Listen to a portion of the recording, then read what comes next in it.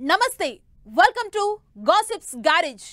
why not 175 అక్కడే పుట్టింది municipality మండలాలు గెలిచిన ఊపులో అసెంబ్లీ ఎన్నికల్లోనూ జెండా ఎగరేస్తామని తొడగొట్టారు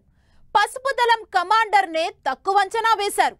4 దశాబ్దాల చరిత్రను తిరగరాస్తామని ప్రతిపక్షం అన్నది లేకుండా సరికొత్త చరిత్ర లిఖిస్తామని భ్రమల్లో బతికారు కట్ చేస్తే వై నాట్ 175 కేవలం 11 సీట్లకే పరిమితమైంది తొడగొట్టిన వాళ్ళంతా తుక్కుగా ఓడిపోయారు ఇప్పుడు తప్పైపోయిందని బాబుగారు అంటూ చెంపలేసుకుంటున్నారు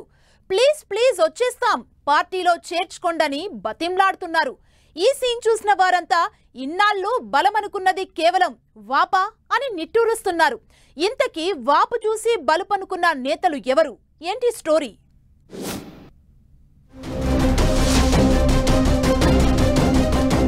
కుప్పం సీఎం చంద్రబాబు సొంత నియోజకవర్గం 1985 నుంచి వరుసగా కుప్పం ఎమ్మెల్యేగా గెలుస్తున్నారు చంద్రబాబు అలాంటి నియోజకవర్గంలో తమ పార్టీ జెండా ఎగరేయాలని భావించింది వైసీపీ కుప్పం మున్సిపాలిటీతో సహా నియోజకవర్గంలోని అన్ని మండలాల జెడ్పీటీసీలు మండలాధ్యక్షుల పీఠాలను కొల్లగొట్టింది టీడీపీ అడ్రస్ లేకుండా చేసింది స్థానిక సంస్థల ఎన్నికలను టీడీపీ బహిష్కరించిన కుప్పం మున్సిపాలిటీలో మాత్రం ఆ పార్టీ పోటీ చేసింది కానీ అప్పటి జిల్లా మంత్రి పెద్దిరెడ్డి రామచంద్రారెడ్డి ప్రత్యేక చొరవతో కుప్పం మున్సిపాలిటీని గెలిచింది వైసీపీ ఇక ఆ ఊపుతోనే అసెంబ్లీ ఎన్నికల్లో కుప్పంలో గెలుపు జెండా ఎగరేస్తామని జబ్బలు చరిచింది కానీ చంద్రబాబు హవాతో కుప్పమే కాదు రాష్ట్రంలో ప్రతిపక్ష హోదా కూడా లేకుండా చిత్తుగా ఓడిపోయింది వైసీపీ ఇక చంద్రబాబు 4వ సీఎం అయ్యాక కుప్పం నియోజకవర్గంలో రాజకీయం ఒక్కసారిగా మారిపోయింది సీన్ ఫుల్ రివర్స్ అవడంతో వైసీపీకి చెందిన మండల గ్రామస్థాయి ప్రజా ప్రతినిధులు తట్టాబుట్టా సర్దేస్తున్నారని సమాచారం టీడీపీలోకి వచ్చేస్తాం జాయిన్ చేసుకోండంటూ వేడుకుంటున్నారట అయితే వైసీపీ నుంచి వస్తామంటున్న కొందరి ముఖం మీదే తలుపులు వేసిస్తోందట టీడీపీ అసెంబ్లీ ఎన్నికల్లో ఘోర ఓటమి తర్వాత కుప్పంలో వైసీపీకి నేతలే కరువయ్యారని చెప్తున్నారు మున్సిపల్ చైర్మన్ మొదలు కౌన్సిలర్లు అందరూ టీడీపీలో చేరడానికి క్యూ కడుతున్నట్లు సమాచారం ప్రస్తుతం కుప్పం వైసీపీ పరిణామాలు పరిశీలిస్తే గత ఎన్నికల్లో చంద్రబాబు ప్రత్యర్థిగా పోటీ చేసిన వైసీపీ ఎమ్మెల్సీ భరత్ ఒక్కరే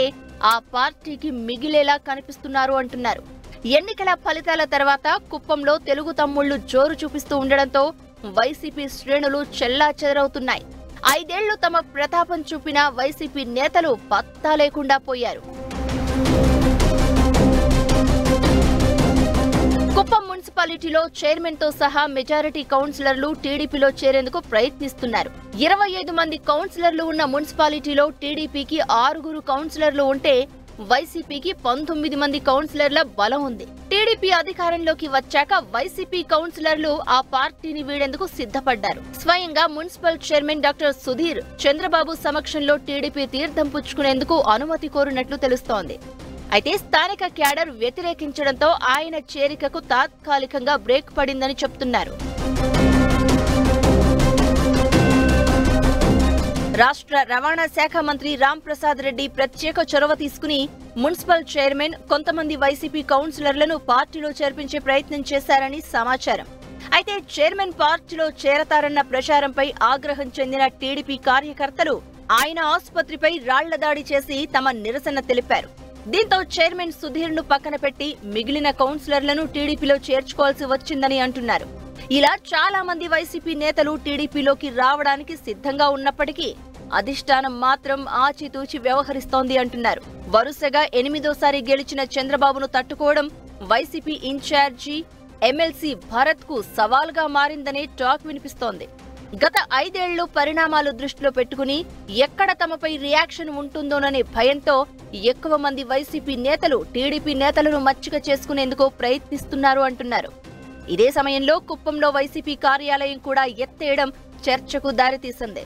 మొత్తానికి కుప్పం గడ్డపై ప్రకటించిన వై నాట్ 175 స్టేట్మెంట్ వైసీపీకి పూర్తిగా నష్టం చేయగా ఇప్పుడు కుప్పంలోనూ ఆ పార్టీ దుకాణం బంద్ అయ్యే పరిస్థితి నెలకొనడమే పొలిటికల్ సర్కిల్స్ లో హాట్ టాపిక్ అవుతోంది